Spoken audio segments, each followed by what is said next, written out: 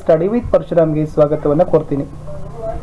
NMMS ಪರೀಕ್ಷೆ 2022-23ರಲ್ಲಿ ನಡೆಯಲಿದ್ದಾವೆ. ಪತ್ರಿಕೆ 2ರಲ್ಲಿ sat ಅಂತಕ್ಕಂಥ ವಿಷಯ ಇರುತ್ತೆ. ಆ ಸ್ಯಾಟ್ 3 ವಿಷಯಗಳನ್ನು ಒಳಗೊಂಡಿರುತ್ತೆ. 100 ಕ್ವಶನ್ಸ್ ಇರ್ತವೆ. ಸಮಾಜ ವಿಜ್ಞಾನದಿಂದ 35, ವಿಜ್ಞಾನದಿಂದ 35, ಗಣಿತದಿಂದ 20. ಆ ಅಂಕಗಳನ್ನು ಪಡಿಬೇಕಾಗಿದ್ರೆ ಆ ವಿಷಯಗಳನ್ನು ತರಗತಿಯಲ್ಲಿರ್ತಕ್ಕಂಥ 2 ಭಾಗದ ಪಠ್ಯಪುಸ್ತಕಗಳನ್ನು ಓದಲೇಬೇಕು.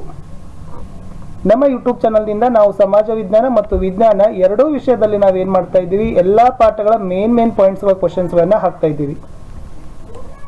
ಒಂದು 70 ಅಂಕಗಳಲ್ಲಿ 70 ಪ್ರಶ್ನೆಗಳಲ್ಲಿ 60ಕ್ಕಿಂತ ಹೆಚ್ಚು ಪ್ರಶ್ನೆಗಳು ಬಂದೇ ಬರ್ತವೆ. ಲಾಸ್ಟ್ ಇಯರ್ ನಮ್ಮ ವಿಡಿಯೋಗಳಿಂದ 54 ಕ್ವಶನ್ಸ್ಗಳು ಬಂದಿತ್ತು. ಪ್ಲೇಲಿಸ್ಟ್ ಲಿಂಕನ್ನು ನೋಡಿ ಚೆಕ್ ಮಾಡ್ಬೋದು.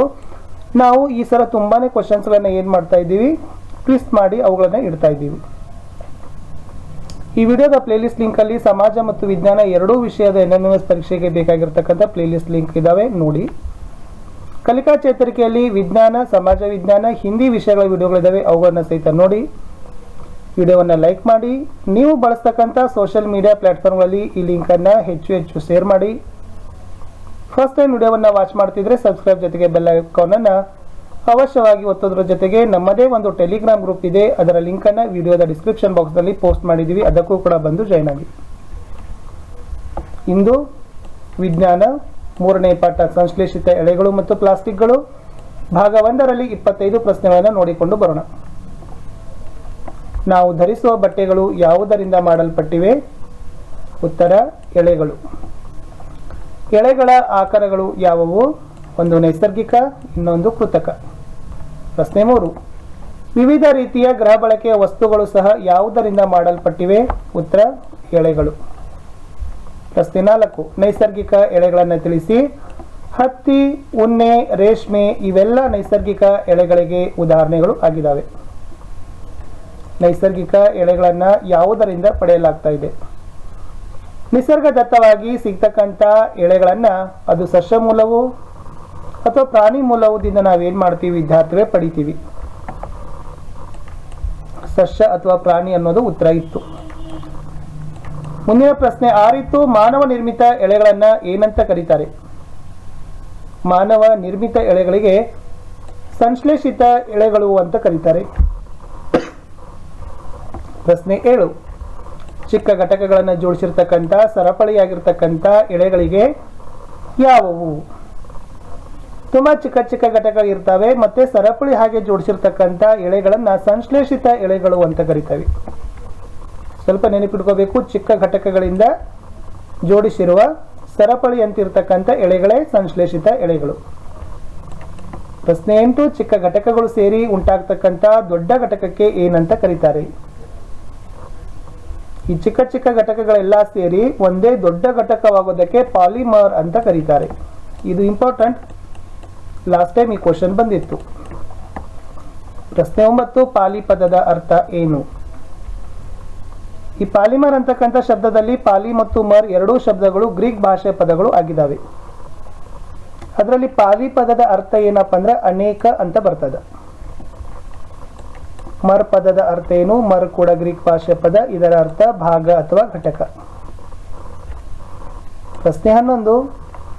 ಅನೇಕ ಪುನರಾವರ್ತಿತ ಘಟಕಗಳಿಂದ ಮಾಡಲ್ಪಟ್ಟಿರೋದು ಯಾವುದು ಅಂತ ಕೇಳಿದ್ದಾರೆ. ಅನೇಕ ಪುನರಾವರ್ತಿತ ಘಟಕಗಳಿಂದ ಮಾಡಲ್ಪಟ್ಟಿರೋದು ಪಾಲಿಮರ್ ಅಂತಕ್ಕಂಥದ್ದು. ಪ್ರಶ್ನೆ 12. ಹತ್ತಿಯಲ್ಲಿ ದೊರೆತಕ್ಕಂಥ ಪಾಲಿಮರ್ ಯಾವುದು? ಹತ್ತಿಯಲ್ಲಿ ದೊರೆತಕ್ಕಂಥ ಪಾಲಿಮರ್ಗೆ ಸೆಲ್ಯುಲೋಸ್ ಅಂತ ಕರೀತಾರೆ. ಪ್ರಶ್ನೆ 13.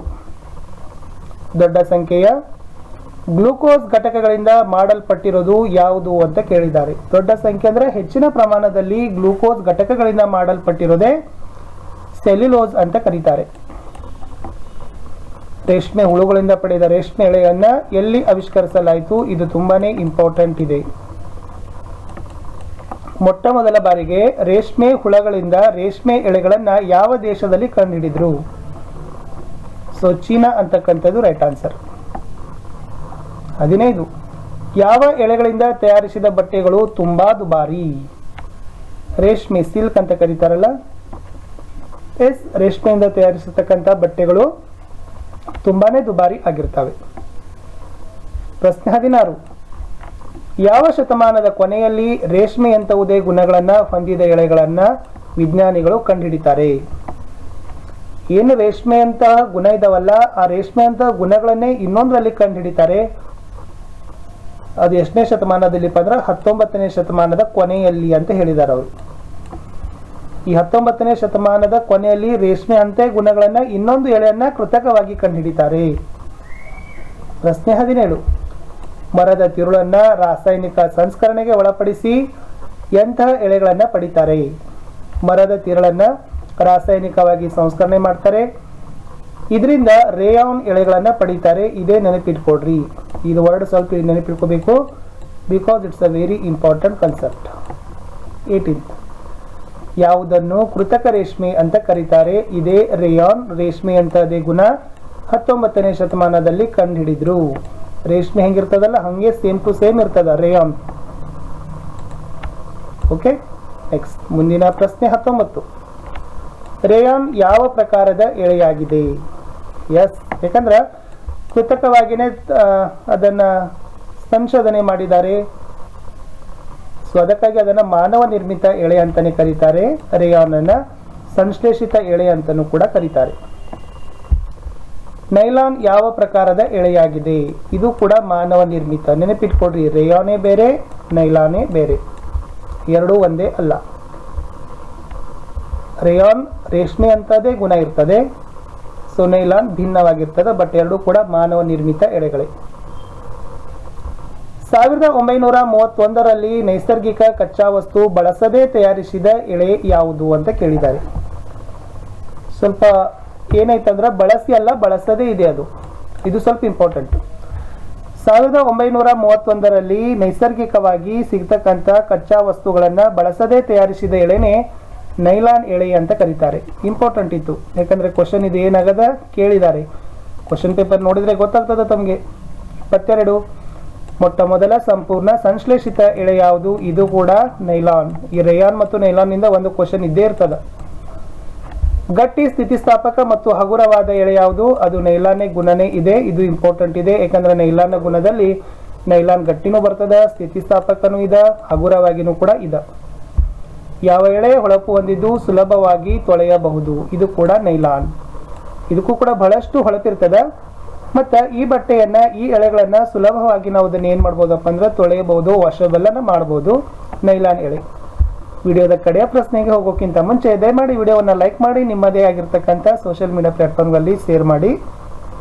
ನೀವು ಎಷ್ಟು ಲೈಕ್ ಮಾಡ್ತೀರಿ, ಎಷ್ಟು ಶೇರ್ ಮಾಡ್ತೀರಿ, ಅಷ್ಟು ನಮಗೆ ಏನಾಗ್ತದಪ್ಪ ಅಂದ್ರೆ ಮೋಟಿವೇಶನ್ ಆಗ್ತದೆ. ಇಂದಿನ ಕಡೆಯ ಪ್ರಶ್ನೆ ಇತ್ತು, ಪ್ರಶ್ನೆ 25. ಬೆಡ್ಶೀಟ್ ತಯಾರಿಸಲು ಹತ್ತಿಯೊಂದಿಗೆ ಮಿಶ್ರಣ ಮಾಡಿ ಯಾವುದನ್ನ ಬಳಸ್ತಾರೆ? ರೇಯಾನ್ ಅನ್ನ ಬಳಸ್ತಾರೆ. ಸೊ ರೇಯಾನ್ ಅಂತಕ್ಕಂಥದ್ದು ಸರಿಯಾದ ಉತ್ತರ. ಇಷ್ಟು 8ನೇ ತರಗತಿಯ 3ನೆಯ ಪಾಠ. ಸಂಶ್ಲೇಷಿತ ಎಳೆಗಳು ಮತ್ತು ಪ್ಲಾಸ್ಟಿಕ್ ನಲ್ಲಿ ಮೊದಲ ಭಾಗದಲ್ಲಿ 25 ಪ್ರಶ್ನೆ ನೋಡಿದೀವಿ. ಇನ್ನೊಂದೇ ಭಾಗ ಇದೆ 30 ಪ್ರಶ್ನೆಗಳ ವಿಡಿಯೋ, ಅದನ್ನು ಕೂಡ ಶಾರ್ಟ್ಲಿ ಆಗಿ